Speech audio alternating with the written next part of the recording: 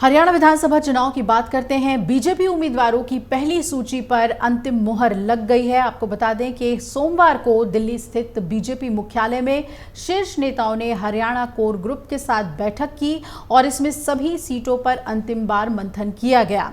जातीय क्षेत्रीय समीकरण पर सामंजस्य बिठाने के साथ बीजेपी के राष्ट्रीय अध्यक्ष जेपी नड्डा और केंद्रीय गृह मंत्री अमित शाह ने उम्मीदवारों के नाम पर अंतिम मुहर लगा दी है। खबर कांग्रेस की तरफ से भी आ रही है कि आज पहली लिस्ट जारी हो सकती है। कांग्रेस ने भी अपनी पार्टी में मंथन करने के बाद उम्मीदवारों पर मुहर लगा दी है। मंगलवार बुधवार को बीजेपी अपने उम्मीदवारों की सूची जारी कर सकती है। आपको बता दें कि बीजेपी मुख्यालय ने कल रात ही जेपी नड्डा और अमित शाह ने हरियाणा विधानसभा चुनाव प्रभारी धर्मेंद्र प्रधान, प्रदेश प्रभारी सतीश पूनिया, केंद्रीय मंत्री मनोहर लाल और सीएम नायब सिंह सैनी और मोहनलाल बडौली के समेत अन्य नेताओं के साथ एक अहम बैठक की। इस दौरान बताया जा रहा है कि 55 सीटों के प्रत्याशियों के साथ बची हुई 35 सीटों के पैनल पर भी चर्चा की गई है। तो पिछले 2 दिनों में पार्टी में शामिल हुए जजपा के पूर्व विधायकों को भी चुनाव लड़वाने पर चर्चा की गई कि उन्हें टिकट दिया जाए या नहीं। पार्टी इनमें से ज्यादातर उम्मीदवार बना रही है। वहीं छोटी पार्टियों के साथ गठबंधन पर भी चर्चा की गई है। हालांकि ये साफ नहीं हो सका है कि पार्टी इन्हें कितनी सीटें देगी, लेकिन बताया जा रहा है कि यह तय हो गया है कि पार्टी 1-2 क्षेत्रीय पार्टियों को 2 से 3 सीटें हरियाणा में दे सकती है। इसके अलावा कुरुक्षेत्र से सांसद नवीन जिंदल कल नई दिल्ली पहुंचे। उन्होंने कहा कि सावित्री जिंदल का पुराना राजनीतिक इतिहास रहा है। वो विधायक से लेकर मंत्री रही हैं। हिसार, कुरुक्षेत्र और पूरे हरियाणा की लोकप्रिय नेता हैं। उन्होंने कभी बीजेपी के सामने चुनाव ना लड़ने की कोई इच्छा जाहिर नहीं की है। तो चुनाव लड़वाने का फैसला पार्टी को करना है। पार्टी जो कहेगी वो होगा।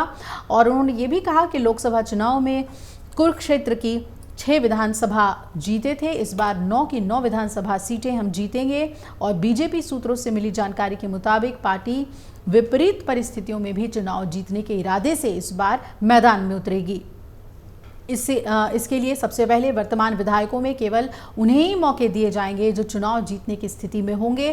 पार्टी के जो आंतरिक सर्वे आए हैं तो जिन विधायकों की छवि खराब पाई गई है, पार्टी उनका टिकट काटकर क्षेत्र के किसी नए चेहरे पर दांव लगाएगी जो चुनाव में जीत हासिल करने की क्षमता रखते हैं। तो ऐसे में माना जा रहा है कि कुछ बाहरी उम्मीदवारों की किस्मत भी खुल सकती है। सूत्रों के मुताबिक पार्टी ने संगठन में मजबूत छवि के नेताओं को मैदान में उतारने का निर्णय लिया है। वहीं टिकट कटने वालों में कुछ मंत्रियों के नाम भी शामिल हो सकते हैं। सरकार में रहते हुए जिन मंत्रियों के कामकाज ठीक नहीं पाए गए हैं, उन्हें चुनाव में न उतारकर संगठन के कार्यों में लगाया जा सकता है।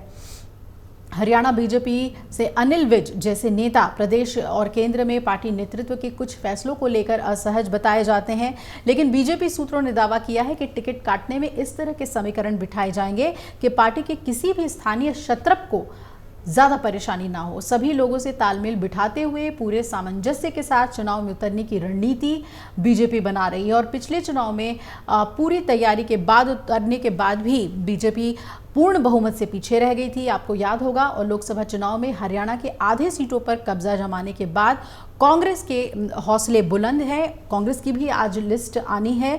अब देखना है कि बीजेपी और कांग्रेस सीट दर सीट किस समीकरण के तहत अपने उम्मीदवार उतारती है, इस पर हमारी नजर बनी रहेगी। अगर आप ये वीडियो YouTube पर देख रहे हैं तो हमारे चैनल को सब्सक्राइब करें और बेल आइकन को दबाना ना भूलें। अगर आप Facebook पर ये वीडियो देख रहे हैं तो हमारे पेज को लाइक करें।